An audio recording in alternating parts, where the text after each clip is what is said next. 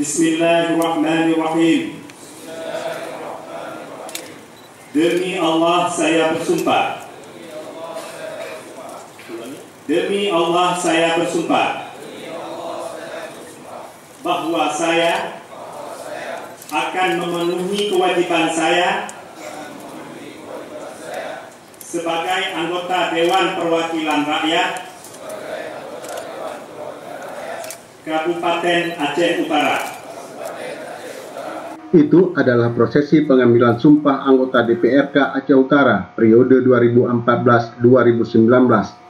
Pengambilan sumpah ini dipandu oleh Ketua Pengadilan Negeri Luk Sukun, yaitu Abdul Aziz Sarjana Hukum.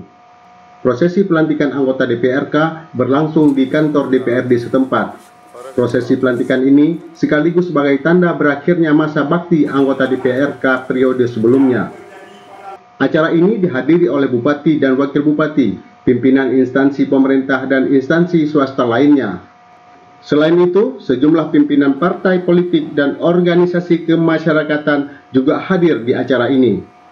Surat keputusan Gubernur Pemerintah Aceh tentang pemberhentian dan pengangkatan anggota DPRK Aceh Utara dibacakan oleh Sekretaris Dewan, yaitu Abdullah Hasbullah. Jumlah anggota DPRK Aceh Utara adalah sebanyak 45 orang. Mereka berasal dari 2 partai lokal dan 7 partai nasional. Jumlah anggota Dewan terbanyak berasal dari Partai Aceh, yaitu 24 kursi. Partai Persatuan Pembangunan sebanyak 6 kursi. Partai Nasdem 5 kursi. Partai Amanat Nasional 3 kursi. Partai Golkar dan Partai Nasional Aceh meraih masing-masing 2 kursi.